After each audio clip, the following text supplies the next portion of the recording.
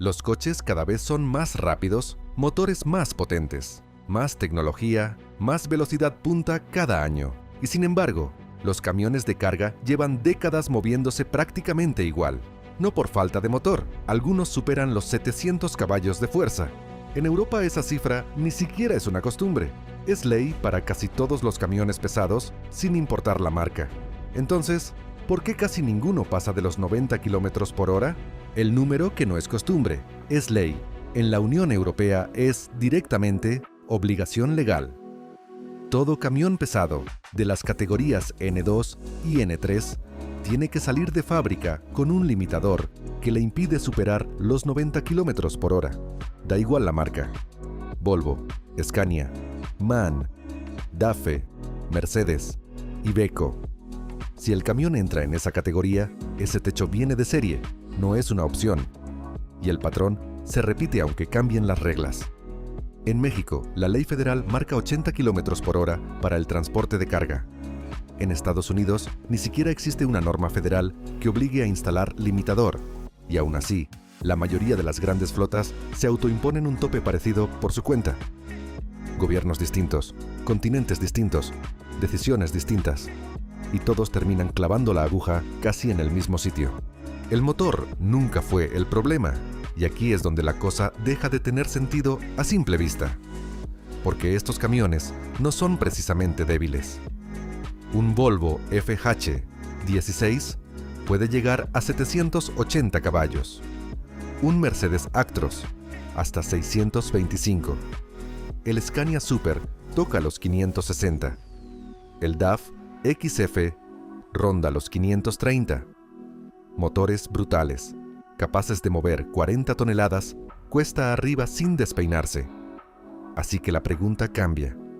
No es si el camión puede ir más rápido. Puede. Sobra potencia para eso y para mucho más. Entonces, ¿qué es exactamente lo que le pone el freno? La física que cobra factura por cada kilómetro por hora de más. La respuesta empieza en el aire. Un coche corta el viento con una forma pensada para eso. Un camión, no. Un camión empuja una caja enorme contra el aire, kilómetro tras kilómetro, como si arrastrara una pared. Y a partir de los 70 km por hora, esa pared se convierte en el mayor esfuerzo que hace el motor.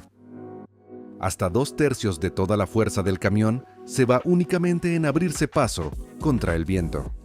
Y aquí está la trampa. Ese esfuerzo no crece igual que la velocidad. Crece mucho más rápido. Pasar de 90 a 100 km por hora no pide un poco más de potencia. Pide casi un 37% más, solo para vencer el aire. Y si te vas a 120, esa exigencia se dispara más de un 137%. 10 km por hora de más. El triple de castigo. Lo que ese aire de más cuesta en dinero real, y ese castigo no se queda en el motor. Se convierte en factura. Scania lo ha medido. Subir de 90 a 100 km por hora ahorra unos 8 minutos cada 100 kilómetros, pero puede encarecer el consumo hasta un 10%. En un viaje de 600 kilómetros, esos son apenas 40 minutos ganados, a cambio de casi 18 litros extra de diésel. Unos 20 euros tirados al viento. Literalmente. Y el combustible no es un gasto cualquiera. Representa entre el 20% y el 25% de todo lo que cuesta operar un camión. Cada litro de más pesa en la cuenta. Pero hay un dato que pone todo esto en su sitio. La velocidad media real de un camión de larga distancia, con tráfico, pendientes, cargas y descargas, ronda apenas los 67 km por hora. Todo ese cálculo de ir a 100 en vez de 90, casi nunca se llega a vivir en la carretera real. Lo que está en juego cuando algo falla. Y aunque el dinero ya pesa bastante, hay algo que pesa mucho más. A 90 km por hora, un tráiler cargado necesita casi 100 metros para detenerse por completo. Casi la longitud de un campo de fútbol. Y la física no perdona. Si duplicas la velocidad, la distancia de frenado y la energía del impacto no se duplican. se multiplican por 4.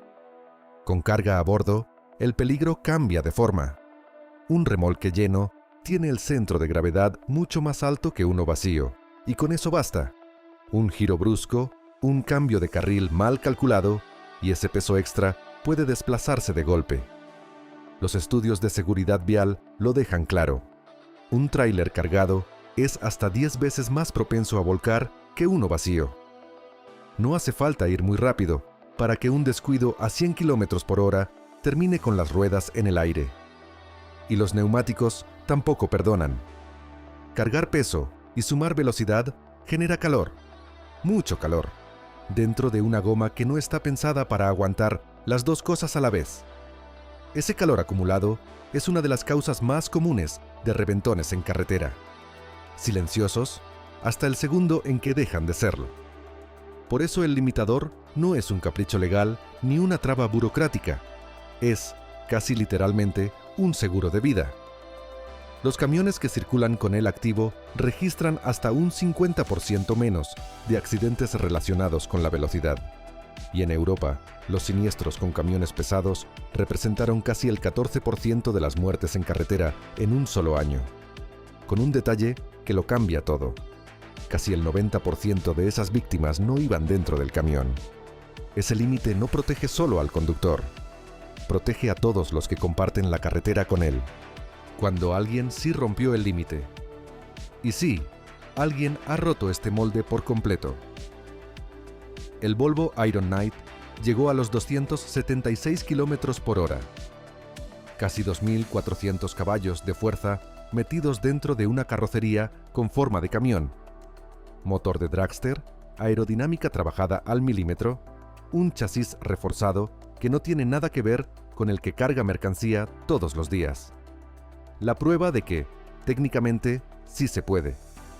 Pero mira lo que pasa incluso en la competición, donde el único objetivo es ir rápido. En el europeo de camiones de carreras, las tractoras corren con hasta 1.500 caballos. Motores brutales, preparados solo para ganar, sin una tonelada de carga encima. Y aún así, la propia categoría les pone un techo, 160 km por hora. Ni en pista, con neumáticos de competición, frenos reforzados y cero mercancía a bordo, se atreven a soltar el freno del todo. Esos camiones existen para batir un récord o ganar una carrera de minutos. Se preparan, corren y vuelven al taller. No para cargar 28 toneladas, cruzar un continente entero y repetir esa misma ruta al día siguiente, durante años, sin fallar. El techo que nadie puede negociar. Y ahí está la verdadera respuesta. No es un solo factor actuando solo. Es el aire empujando en contra a cada kilómetro. Es el diésel que se dispara apenas subes la marcha. Es la distancia de frenado que se multiplica, no que crece poco a poco. Es el riesgo de vuelco con la carga a bordo, esperando el giro equivocado. Es la ley, que en medio mundo lo obliga por decreto. Y es la economía, que en el otro medio lo recomienda exactamente igual, sin que nadie tenga que firmarlo. Por eso Europa marca 90, México marca 80. Y en Estados Unidos, donde ninguna ley federal los obliga, las flotas terminan clavando un número parecido por decisión propia. Nadie se puso de acuerdo en una mesa, nadie firmó un tratado, y aún así, todos llegaron al mismo sitio, empujados por las mismas fuerzas invisibles. Ese camión que ves pasar despacio por la autopista no va lento porque no pueda más. Va exactamente a la velocidad que el aire, el dinero y la seguridad le permiten. Ni un kilómetro más. Si esta historia de límites y camiones te dejó pensando, hay otro gigante del transporte que te va a dejar con la boca abierta. Entra a verlo para que no te lo cuenten.